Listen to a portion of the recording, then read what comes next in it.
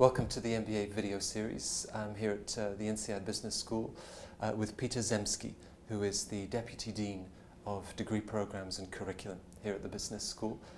Peter, thanks for finding the time to join us. My pleasure. You've been in this position for the last 6 months, but INSEAD is a school that you know well. You've been teaching here for a number of years. How do you characterize INSEAD? There's just an energy to this place that's been tremendous. I came here, as you said, 16 years ago. Came for a few years to experience things in Europe, and have just never had reason to look back or sort of question the time here. There's always sort of new challenges, and so currently it's working with the MBA and the MBA students. I think for those programs in particular, the intensity of the experience is just amazing, and it's finding the right students who will sort of thrive in that intensity, bring their own intensity to the school. That's exciting. So the fact that we pioneered sort of a 1-year or even 10-month program has really been one of the sort of defining features of the experience. Many of the students that we've spoken to all indicated the importance of the 1-year program, but I mean, you're throwing a lot at them and packing a lot in those 10. So one side is, so we do pack in like 80% of the coursework of a 2-year program, and so that's incredibly intense. But then we also, because of I guess the way the school was founded around the time Europe was unifying, right? The original languages we taught in English, German, and French. Oh, there were 3 languages. 3 languages at the beginning. So you still have the requirement to speak 3 languages to graduate, even though all the instruction is in English. But what we continue to really emphasize is attracting a very diverse class. Right. So we have literally, people from all over the world. And I think the secret, though, because many schools have very diverse classes, but I guess there's 2 things that make this work well, which is we do a particularly good job of attracting very cosmopolitan, open people, very social in many ways, so the class mixes very well, which is then compounded by the intensity of the experience. So you really are just getting immersed in this very global, very diverse, very intense academic and cultural experience. How important is research to the business school, and perhaps more widely to the rest of the business world and the economy? Yeah, so I think that's a point that I think gets debated, especially as people question what are business schools about and all that. So let me give a longer answer. Well, so for sure, part of it, the role of academic institutions is to have these very smart, engaged people who have time to step back and reflect on the big issues. And that can be great. They then bring new additional insights into the classroom, and that's for sure part of it. And I think we do that quite well now at INSEAD, having worked on it for a good 20 years. At the same time, there's more to the research focus than just the actual research. Business schools are fundamentally a platform where you're bringing together great students, great faculty, great recruiters and companies.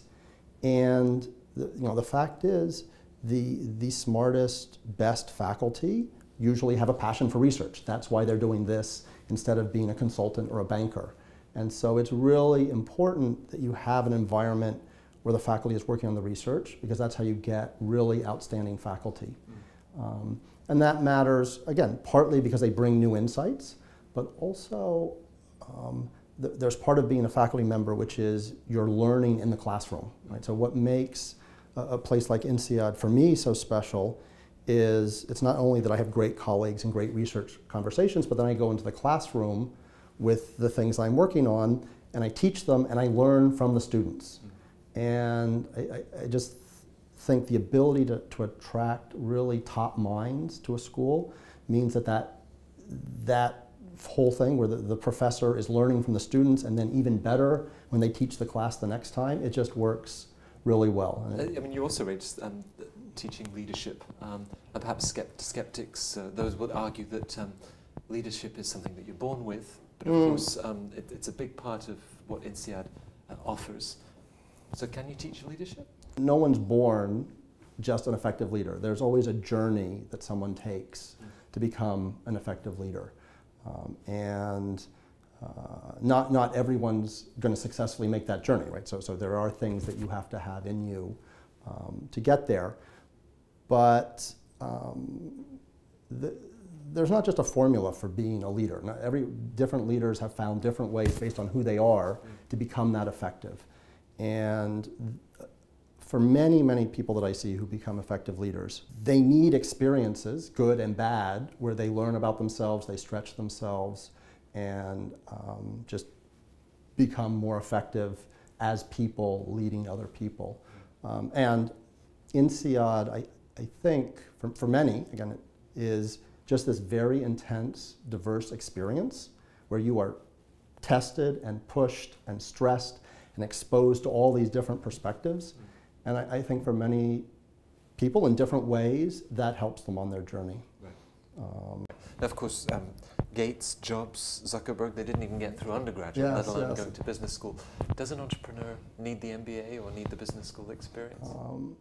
Yeah, so I would never say that someone needs a business school. I mean, a business school is always an optional part of your journey to develop as a leader, as a manager.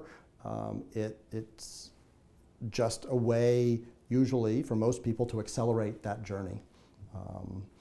But, you know, if you're 20 and you've already revolutionized your industry, I wouldn't necessarily recommend that you take time out to now get your MBA. Is management an art or a science, or is it a little bit of both? Yeah, it's a little bit of both. I think we always have to watch out with MBAs that we have a particular competence at teaching you the science pieces, but in any interesting business problem, there's only a fraction of the problem that you can tackle scientifically. And so partly the skill you need to develop is to both have the science, but often that you can get from other people, but then all the qualitative pieces, and somehow how do you bring that together to make the right holistic decision? That's, as with management so often, it's not the either or, but how do you find the space in between?